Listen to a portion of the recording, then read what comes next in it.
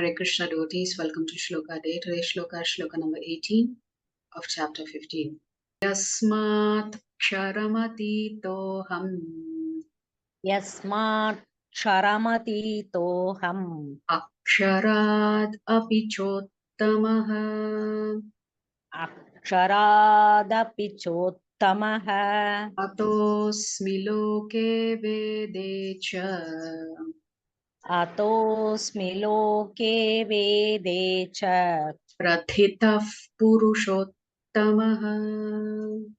Rathitaf Purushottamaha. Word for word meaning, translation and purport by His Divine Grace, Srila A.C. Bhaktivedanta Swami Prabhupada, Srila Prabhupada Ki Jai. Okay. Yasmat, Yasmat because, Sharam to the fallible, Atitaha, Atitaha transcendental, Transcendental Aham, I am, Aksharat, Akshara beyond the infallible, beyond infallible Api, Api also, Cha and and Uttamaha, Uttamaha the best, the best Ataha, Ataha therefore, Asmi I am, Loke, in in the world, Vede, in the Vedic literature,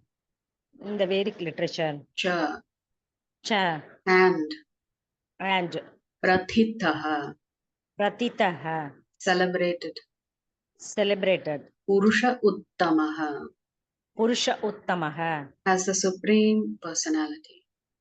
as the Supreme Personality. Translation: because I am transcendental, beyond both the fallible and the infallible, and because I am the greatest, I am celebrated both in the world and in the Vedas as that Supreme Person. So Prabhupada writes in the purport, no one can surpass the Supreme Personality of Godhead, Krishna, neither the conditioned soul nor the liberated soul. He is therefore the greatest of personalities. Now it is clear here that the living entities and the Supreme Personality of Godhead are individuals. The difference is that the living entities, either in the conditioned state or in the liberated state, cannot surpass in quantity the inconceivable potencies of the Supreme Personality of Godhead. It is incorrect to think of the Supreme Lord and the living entities as being on the same level or equal in all respects. There is always the question of superiority and inferiority between their personalities. The word Uttama is very significant. No one can surpass the Supreme Personality of Godhead. So Prabhupada is essentially writing this first half of the purport to address the philosophical belief that Brahman is the topmost realization. Brahman is actually the lowest form of realization. The word Loke signifies in the Paurusha Agama, the Smriti scriptures, as confirmed in the Nirukti dictionary, Lokyate Vedhartho Nena. The purpose of the Vedas is explained by the Smriti scriptures. The Supreme Lord, in his localized aspect of Paramatma, is also described in the Vedas themselves. The following verse appears in the Vedas.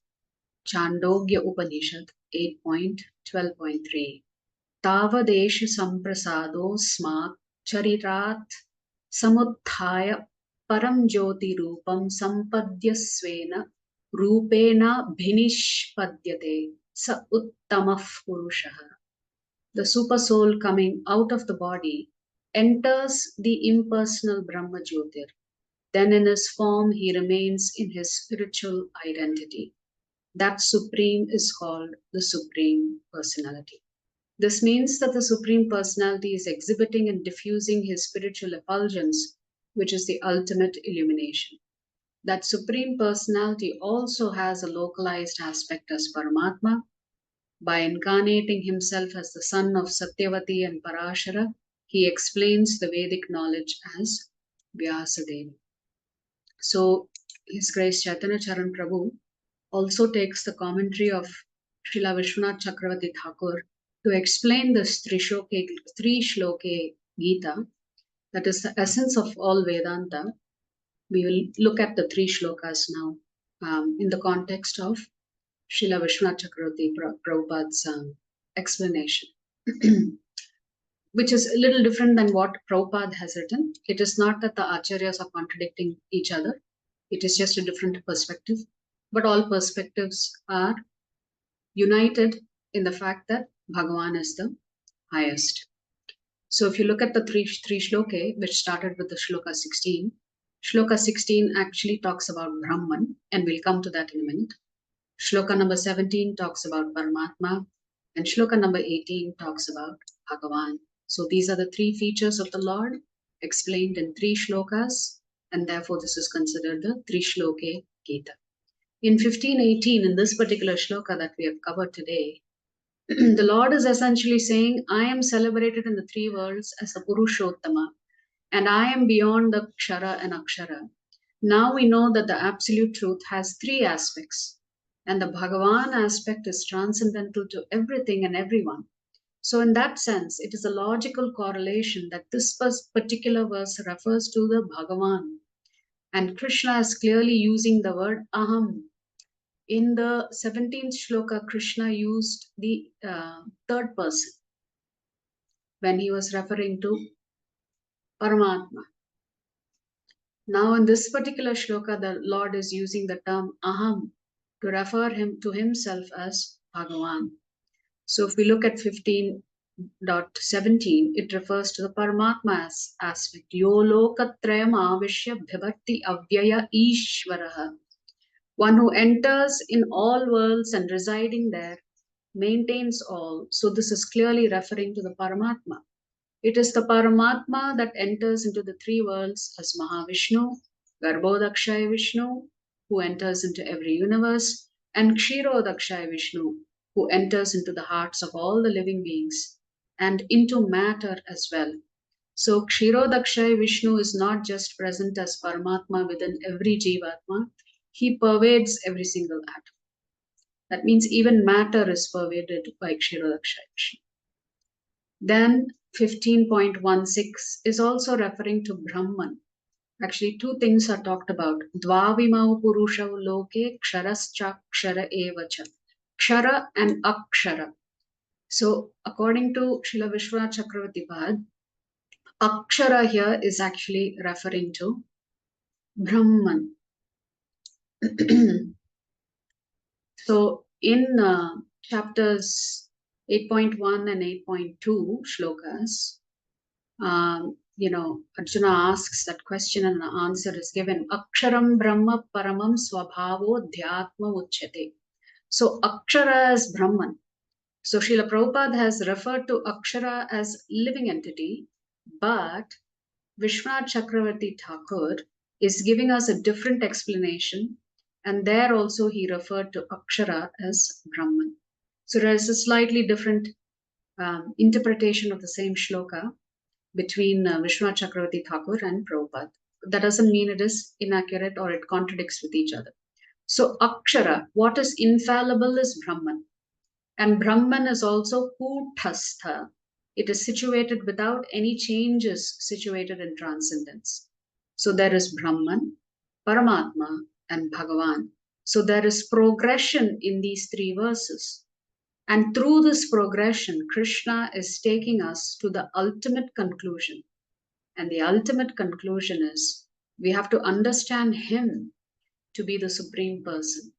So another way of looking at these three verses is Krishna is not the same as the liberated Purusha, but is beyond even the liberated. That is in Shloka 16. Krishna is the Purushottama and the Paramatma, which is the 17th verse. Krishna is the highest manifestation of the absolute truth, and that is going to be made clear in the next verse. So we'll look at one more commentary from another Vaishnava Parampara. So far in this chapter, Shri Krishna has detailed that his opulence is the source of all the magnificence in nature. And in creating the visible universe, he does not deplete himself.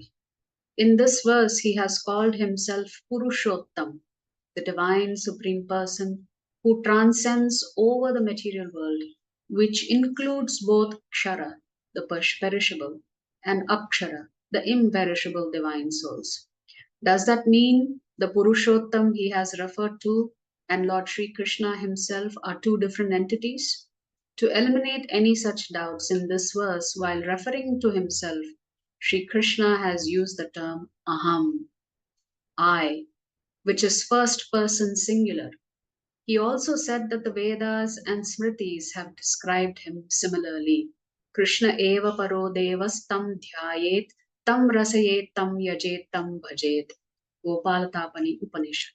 Lord Krishna is the Supreme Lord.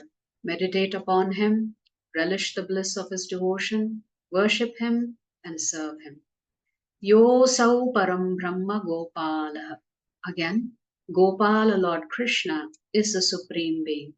Then the question arises, who are Lord Ram, Lord Vishnu, and Lord Shiva, and all the other gods and goddesses? They are all different manifestations of the same Bhagavan, the Supreme Divine Personality, and should not be considered separate. So even Lord Shiva is supposed to be just like Vishnu, but with lesser number of features than Lord Vishnu. So essentially, in this particular verse, the Lord is establishing himself as that supreme person. Purusha Uttamaha means he's a person, he's not impersonal. And that is what is celebrated by all of those self realized souls, and the Vedas also conclude the same thing. So 16, 17, and 18 is the three shloke Bhagavad Gita, which is the essence of all the Vedantic scriptures. And as per Srila Vishwanath Chakravarti Thakur, 16 is the Brahman feature of the Lord, 17 is the Paramatma feature of the Lord, and here in 18, it is the highest and most complete feature, which is Bhagavan. If you like our videos, please subscribe to our channel and turn on the bell notification. If you'd like to join our classes every day, please check the details in the description section of this video. We look forward to serving you.